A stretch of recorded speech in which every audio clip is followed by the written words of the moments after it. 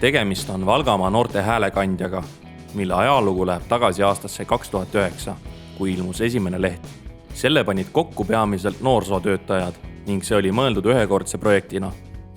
2010. aastal kirjutati uus projekt Valgamaa partnerluskogule, et taodelda raha ka edaspidi ilmuvate lehtede väljaandmiseks. Leht kajastab kõigi Valgamaa valdade noorteelu puudutavat, andes hea ja tervikliku ülevaate noortevaldkonna töötajatest, silmapaistvatest noortest ning maakonnas toimuvatest noortesündmustest. Teadmisi ja oskusi sellise meediaväljaande publitseerimiseks on aastate jooksul omandatud mitmetel koolitustel ja seminaridel, et arendada kvaliteetset maakonna noorteinfot. Selleks oleme partneritena kaasanud MTÜ Valgamaa partnerluskogu, Valga maavalitsust, Eesti noorsootöökeskust ja teisi.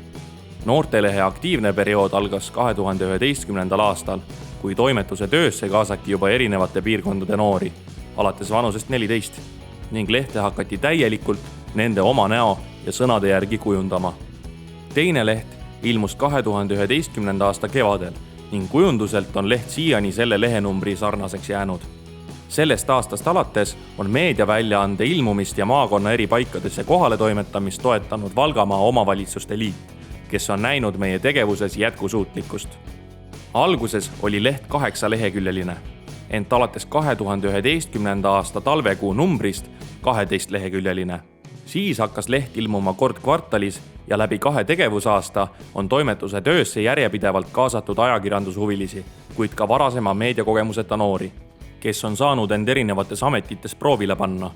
Sedasi on lehetöösse panustanud noored saanud pakkuda välja teemasid, koostada ajalehe maketti, viia läbi intervjuusid, kirjutada lugusid, teha pilte ja keelekorrektuuri, küljendada lehte, organiseerida ühistegevusi, levitada lehte maakonnas, jagada kogemusi teiste meediahuvilistega ja veel palju muud.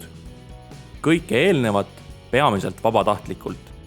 Alates 2019. aastast panustatakse rohkem noorteportaalis tankla.net. 2020. aasta alguseks on ilmunud 31 noortelehe väljaannet. 10 aasta jooksul on lehel olnud 8 peatoimetajat.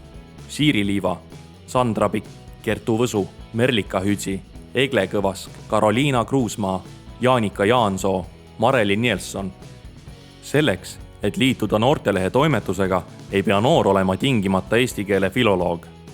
Noortelehe toimetust koolitatakse aeg-ajalt, et ka uued ja värskelt liitunud noored saaksid teadmisi ja kogemusi.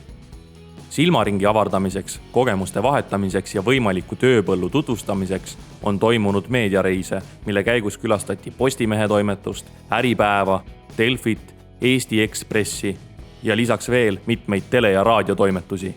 Lehe valmimise protsessi teadvustamiseks külastati ka trükikoda Kroonpress, kus Tankla lehte trükitakse. 2015. aasta kevadel andis Noorte Meediaklubi koolmeedia konkursi raames noortelehe tegijatele parima ajalehe eripreemia, iseloomustades seda kui kõige parema kujunduse, väga sisukate lugude ja väga hea ülesehitusega lehte. Noortelehe aktiivperioodil näitasid ajakirjanduse ja televisiooni vastu suurt huvi üles ka põhikooliealised noored. Nii sai 2015. aasta veebruaris maakonna 3 piirkonnas 9 aastaks käima lükatud Tankla minimeediaring, kus said nädalavahetustel teadmisi ja kogemusi ammutada 10–14-aastased meediahuvilised noored. Meediaringi juhendasid Noortelehe ja Tankla TV noored, tehes seda vabatahtlikult. Aastate jooksul on Noortelehe toimetusest välja kasvanud mitmeid noori, kes on suundunud ajakirjandust õppima ja sellel erialal töötama.